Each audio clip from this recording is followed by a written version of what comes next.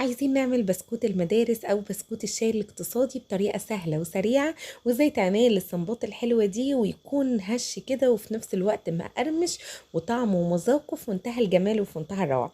الذكر بتاع النهاردة هيكون الحمد لله. طول الفيديو وبعد الفيديو قولي الحمد لله. تعالوا بقى اقول لكم ازاي تطلعي البسكوت يكون بالجمال والحلاوة دي. نبدأ الفيديو بتاعنا على طول ونقول بسم الله. معايا في البداية كوباية من السكر البودر، هحط عليهم بيضتين. يفضل طبعا ان انت لازم تطحني السكر يكون مطحون كده طحنه تمام، وتنعميه كده اهو في المطحنه بتاعه الخلاط. حطيت على الكوبايه بتاع السكر البودر بيضتين وبس كده.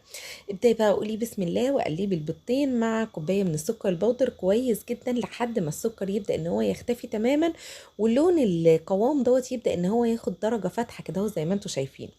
الكوبايه اللي انا هعاير بيها هي اللي انا هعاير بيها كل المقدار، يعني عايرت بيها السكر هي اللي هعاير بيها الزيت هي اللي هعاير بيها الدقيق.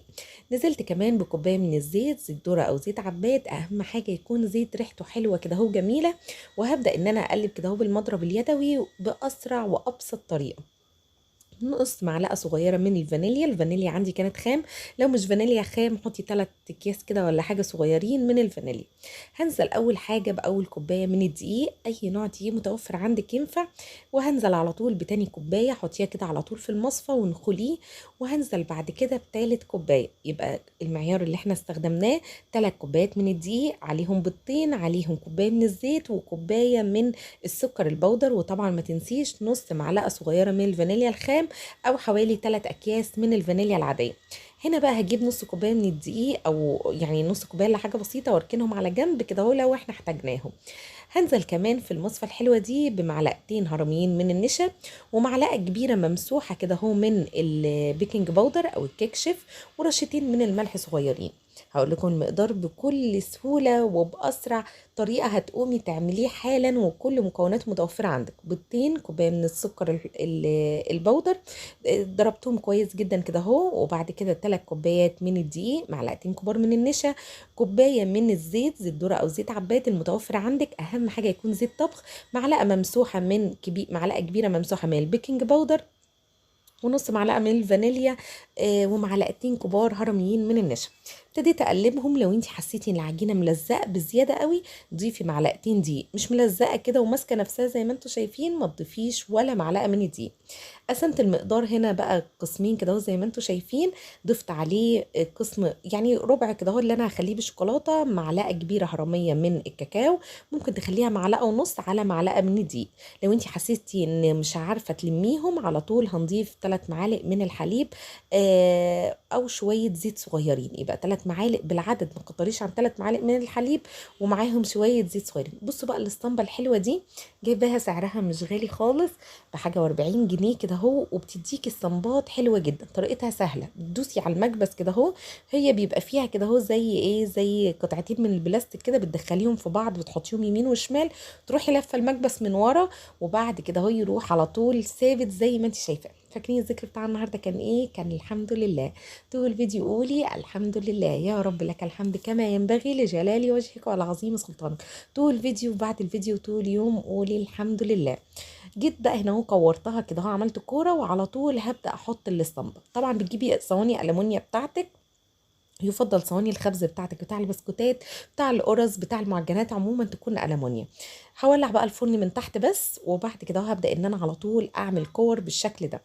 الاسطمبه بقى اللي انا عاملاها او فورمه البسكوت دي بدخلها كده في الدقيق، او تحط لها كده شويه زيت كده في الاسطمبه دي علشان ما تلزقش في البسكوته بتاعتك. بصوا هنا بقى بتعملي كده زي صباع كفته، تروحي حاطه في النص كده دايره صغيره من البني، يبقى تعملي كده شريط من الابيض، وبعد كده دايره صغيره من البني، وبعد كده تحطيهم بالشكل ده. والله ما خدش مني كله، يعني تقريبا ربع ساعه بالكتير قوي، كنت اللهم بارك خلصت ودخلت الفرن على طول كده. وخليكي سريعه وقومي تشجعي واعملي احلى بسكوت مقرمش للشاي. بصوا يا دوبك بقى بتحطي الاسطمبه الحلوه دي على طول بالشكل ده. شفتوا؟ طريقه سهله سريعه بسيطه، تاخدش وقت ولا مجهود. تعالى اقول لكم المقدار مره تانية. كوبايه من السكر البودر، هتطحنيه كده اهو طحنه خفيفه كده اهو وطحنه حلوه عفوا في الخلاط. وبعد كده اهو بيضتين بدرجه حراره الغرفه، يفضل نكون نطلعوهم من التلاجة. نص معلقه من الفانيليا الخام او 3 اكياس من الفانيليا العاديه. كوبايه من الزيت، قلبت المقدار كويس، نزلت ب3 كوبايات من الدقيق. لو حسيتي ان العجينه ملزقه بزياده في ايديكي زودي معلقتين من الدقيق مش اكتر من كده. قسمت العجينه جزئين، جزء ضفت عليهم معلقتين من الحليب وشويه زيت صغننين، تقريبا معلقه من الزيت، وضفت عليهم معلقه كبيره ونص هرميين من الكاكاو الخام. ممكن تضيفي لها دقيق كمان لو حسيت ان العجينه متلزقه بزياده. وهنا بقى على طول في الصواني بتاعتك وابدأي كوري كده اهو بالشكل ده. معانا الاسطمبه، مش معاكي بقى الاسطمبه سهله جدا، هتعملي كور كده اهو. جيبي غطا ازازه وتبدأي تغرزي فيها كده اهو زي ما انا هوريها لك بعد شويه. بصوا الاسطمبات بقى دي بتبقى كتيره وكلهم اللهم بارك احلى من بعض. ما تكتريش الفانيليا، لو فانيليا خام عن نص معلقه علشان البيض ريحته تختفي تماما. بصوا بتجيبي بقى غطا ازازه، اي غطا ازازه زيت ميه، ورحت عاملاها كده اهو. طلع شكلها رهيب جدا. ولعت الفرن من تحت، بس اول ما تحت يبدا ان ياخد اللون المحمر والذهبي المحمر كده وما بياخدش وقت خالص يبقى كده تمام. بصوا هي دي الاسطمبه. تروحي دايسه كده اهو مطلعه الدايره اللي جوه المكبس ده كده اهو لفوق. تروحي حاطه الكوره دي او الاسطمبه دي وتروحي لفاها من ورا لفه خفيفه. بيبقى زي العشاء والمعشوق كده هو بيدخل في بعض، يعني بتكبسيهم على بعض. هعمل بقى هنا اسطمبه جديده كده اهو بشكل جديد. طبعا لو انت بتحبي الكاكاو اكتر او البني اكتر زودي انت في الكميه كيفما تشائين. لو انت حابه تعمليه كله بالفانيليا بس مفيش اي مشكله. طريقته سهله سريعه بسيطه، ما بياخدش وقت ولا مجهود ولا اي حاجه.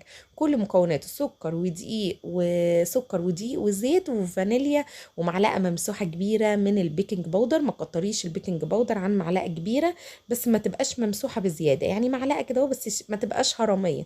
بصوا بقى بعد ما قعدت، بصوا الجمال. بصوا اصبري بقى عليه كده اهو لما يبدا ان هو يبرد معاكي.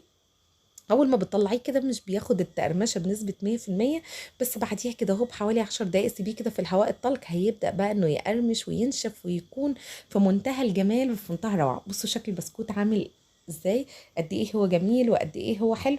الناس بقى الدقيقه كده هو اللي بيستخدموا الميزان ممكن ان هم يوزنوها او يساووا ايديهم في عدد الكور في حجم الكوره بتاعتهم اللي هيعملوا بيها الاسطمبه. مش متوفر عندك الفرم بتاعه البسكوت، مفيش مشكله بغطاء ازازه تروحي مدوراها كده اهو.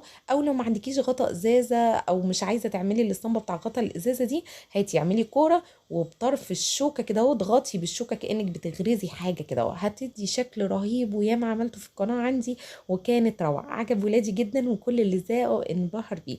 يا رب الفيديو يبقى عجبكم. لو عجبك الفيديو ما تنسيش اللايك، والاهم اللايك هو ذكر الله والصلاه والسلام على الرسول. اللهم صل وسلم وبارك على سيدنا محمد. والذكر بتاع النهارده كان الحمد لله. شكرا ليكم والسلام عليكم ورحمه الله وبركاته.